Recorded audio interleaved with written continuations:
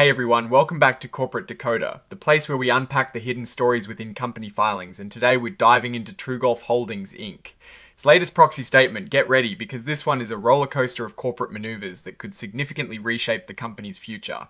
And before we jump in, if you love getting these insights without the corporate jargon, make sure you are subscribed and join our Discord community linked in the description below for even more unfiltered discussions. So TruGolf Holdings is calling all its shareholders to a big meeting in 2026, essentially asking them to approve some pretty major changes. This isn't just about electing directors or ratifying auditors. Oh no, they're looking at moving their incorporation to Nevada, approving a new stock plan, and even increasing the authorized shares of their stock.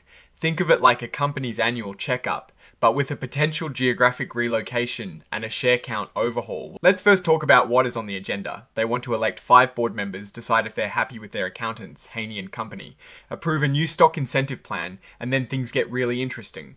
Proposal 4 is about redomesticating the company from Delaware to Nevada.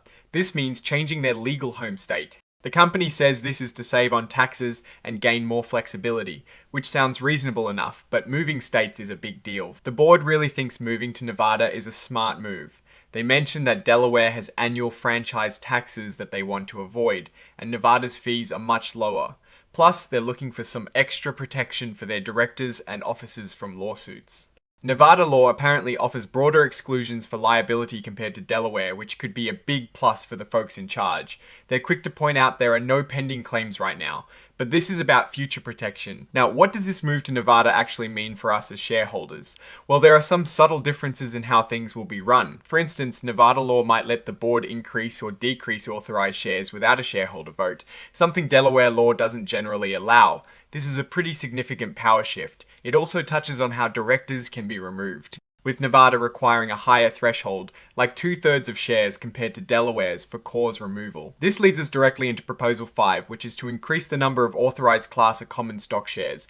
Right now they have 650 million authorized, and they want to bump that up to an unspecified number, but the context suggests it is tied to the Nevada move. The reason given is to have more flexibility for things like future financings, acquisitions, or stock splits without needing to come back to shareholders every time. It is a classic move to ensure they have shares ready to go for future company needs. Then we get to Proposal 6, which is all about complying with NASDAQ listing rules. It looks like TruGolf entered into an equity purchase facility agreement with SOP Opportunities, ILRC, back in May 2025. This agreement lets them sell up to $20 million worth of their stock to this investor, SOP. The hiccup is that if they issue more than 19.99% of their outstanding stock, especially at a price below certain market benchmarks, they need shareholder approval.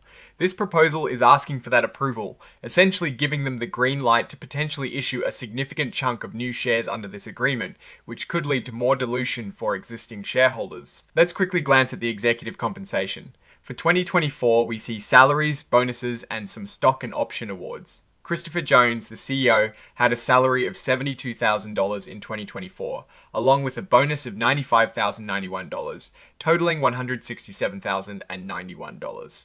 This is a bit lower than his $150,000 salary in 2023, but the bonus compensation picked up the slack. Brenna Adams, the Chief Growth Officer, saw a much higher total compensation in 2024 at $220,055, largely due to over $57,000 in option awards, compared to a hefty $858,000 in 2023, which included nearly $700,000 in stock awards.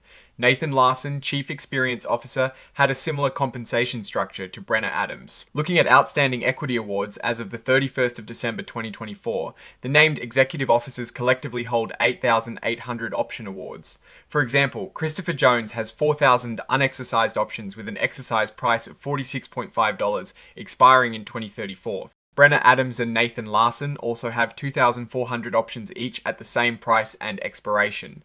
These options are a way to align executive interests with shareholder value, but they only pay off if the stock price goes up. Now, let's touch on related party transactions, which can sometimes be a cause for concern.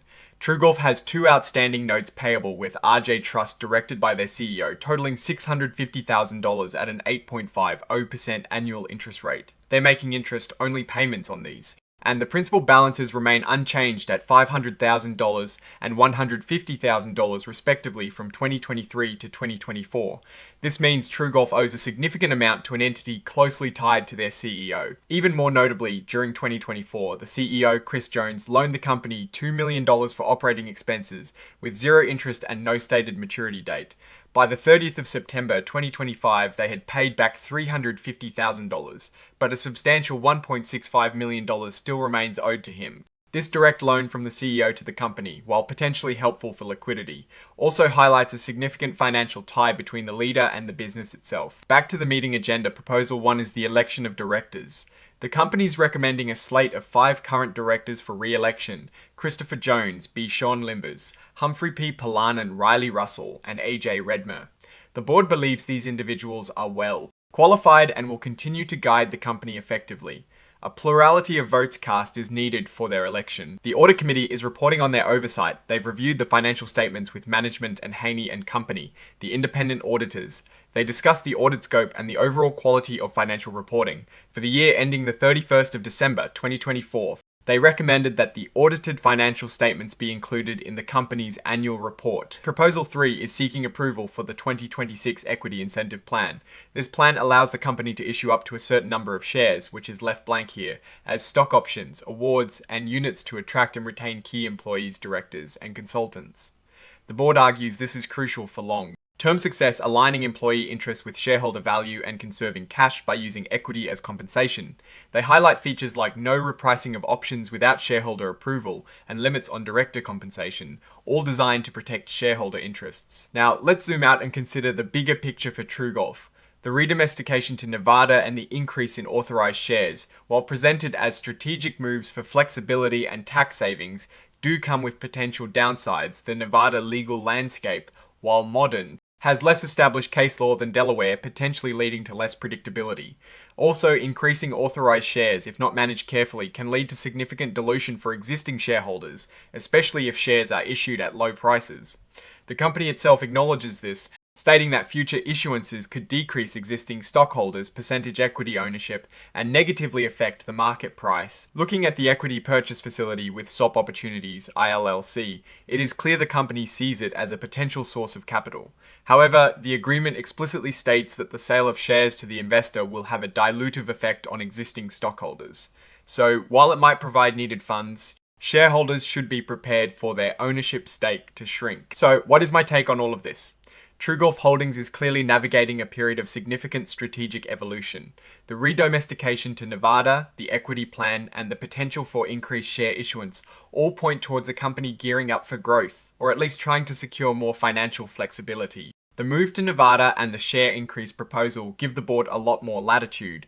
While tax savings and flexibility are good, the potential for dilution from the equity purchase facility and new share authorizations is a real concern for shareholders.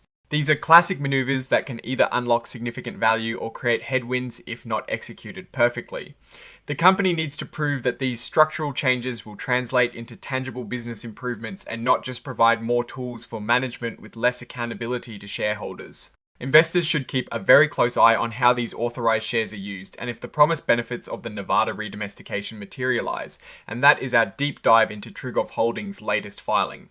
What are your thoughts on these strategic shifts? Do you think the move to Nevada and the share increase are smart plays? Let me know in the comments below. If you found this breakdown helpful, please give it a thumbs up. It really helps the channel, and subscribers, as always, get the first look at our next Corporate Expose. Don't forget to join our Discord community in the description for more unfiltered insights. Thanks for watching, and we'll see you next time on Corporate Decoder.